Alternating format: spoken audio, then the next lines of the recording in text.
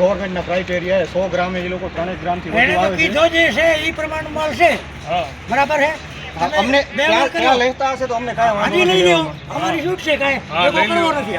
અમને કાંઈ વાંધો નથી. 3 ગ્રામથી અંદરનો આવતો તો અમે અહીંયાથી લઈને મોકલીએ છીએ. બાકી હવે ગવર્મેન્ટ જો સામે થતી હોય એગ્રી થતા હોય કિસાનોનો માલ અમે બધો લઈને લેવા તૈયાર છીએ. 15 દિવસ પહેલા ફોર્મ ભરાયા આ માલમાં શું પ્રોબ્લેમ છે? વાત સાચી મારા ભાઈ, અમને કાંઈ તકલીફ નથી. આ લોકો 172 ગુણી પાછી મોકલાવી જાય, શું કરવાનું કે આ માલ ઈ જ છે, સમજી લો. આ માલ તમે તો લેવો.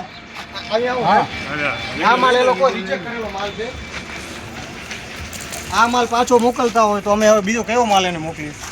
તો પછી દુકાન જ બંધ કરવાની આવે. બસ એટલે અમે હવે શટર કેન્દ્ર બંધ કરી, બીજું શું થાય આ વસ્તુ? આ માલ ના આવે દુકાન લેવાની કેવી? બસ કેન્દ્ર બંધ થાય, બીજું કાંઈ નથી આવે. અમારો માલ લેશો કે નહીં લ્યો તમે મોકલશો?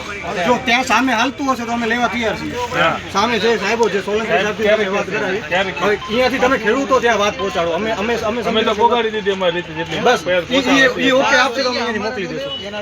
ઈ ઓકે હવે આપશે અત્યારે તમે ના જ પાડો હો ને. અત્યારે એટલે નહીં હોય ને તો અમે બધા 20-25 ખેડૂત જે પોતાનું ભાડો ચૂકવીને આવ્યા છે. અમને હા પાડશે તો અમને લેવા, અમને શું વાંધો કે અમે એક મંડળી છે, સંસ્થા છે, અમે વચ્ચે છીએ કામ કરવા માટે.